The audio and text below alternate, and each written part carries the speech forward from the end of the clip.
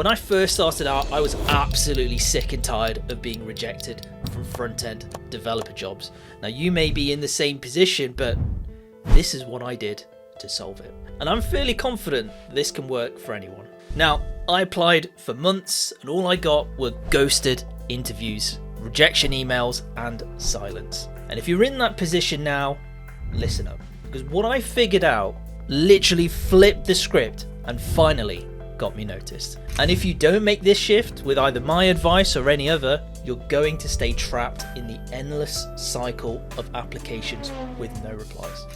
Nobody wants that. So here's the harsh truth.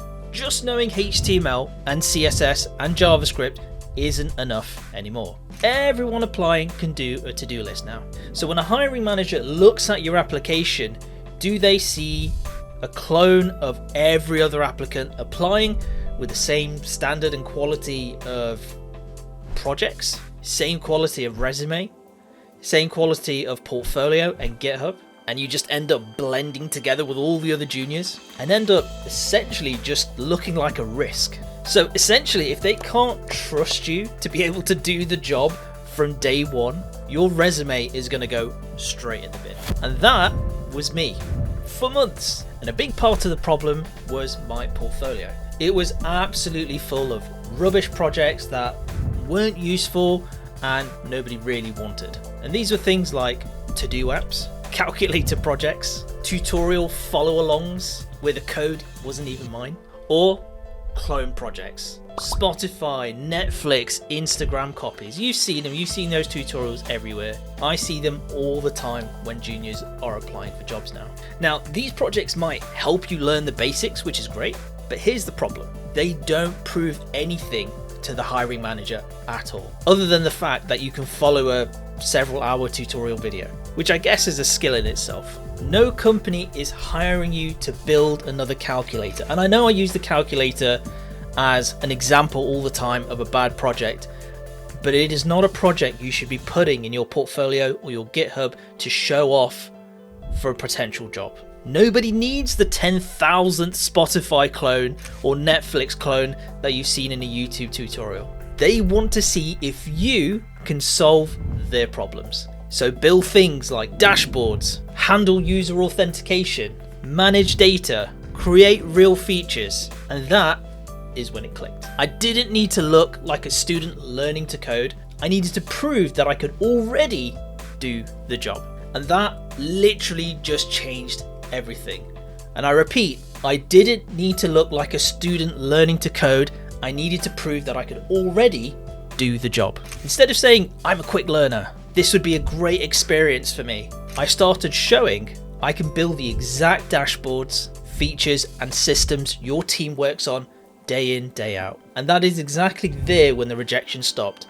I remember it was like version 3 of my portfolio where I actually had real projects with a proper database backend and showing things that people actually wanted from me when I would join a team and actually start taking on their tickets. So what did I do? Well, here is a few projects that I would personally suggest for you to build that would help you stand out like it did for me.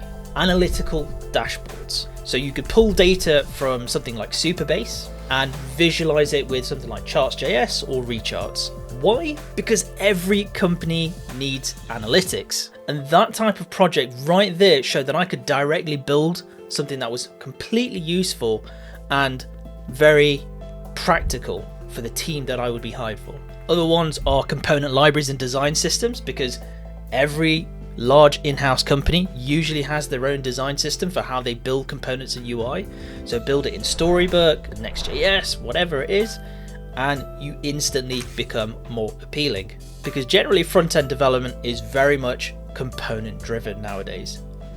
The other one is a project like a sales leaderboard. So this is instantly a very useful side project for any company that you're going, because every company generally has a sales team. You could build something that ranks the salespeople, the sales, the data on the sales. You can even have charts in there. You can make it real time.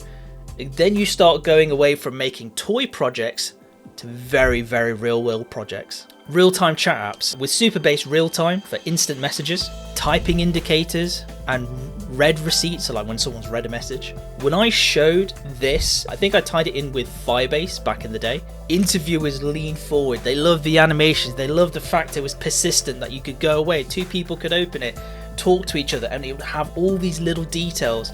It must have clinched me many offers. And this is my style of applying for jobs. I used to get multiple offers and kind of like negotiate them off with each other. But it's through things like this you build the trust and you build projects that allow you to do that. You don't very often see juniors building real-time features. So a very simple application like this, tied in with a database, with these considerations, make you stand out incredibly to the other hundreds of applicants for the same job. And finally, this is a really, really good one, a roles-based dashboard. So what do I mean by that? Well, that's where you have different roles for users like admin or just a regular user or a member, and they get redirected to different dashboards or have different features activated based on their role. And you could use something like Superbase Auth or Google Auth or or any number of those things. Now, companies live and die on things like roles and permissions, and I've always felt like that is kind of like a hidden project that not many junior front-end developers actually have in their portfolio, and that's a big crime because juniors just almost never show this, and they really should. And this is a great project to put in there, so as an idea, definitely note that one down. Now, on top of all the projects, I made one big mindset shift, and this is the other big lesson and big takeaway that I took. Stop talking about what the job will do for you and start showing what you will do for the job. Big mindset shift. Instead of saying something like, this would be a great opportunity for me to grow, I said things like, I've built similar dashboards to the one your sales team uses. I could go and build something like that right away and it would be very useful for you guys. I think this would do X, Y, and Z for you guys. I used to do that for accessibility. I would say, I can build in-house tools for you guys to audit your accessibility. I can build a component library or design system that would be much better than what you have right now. And I would instantly give value to them.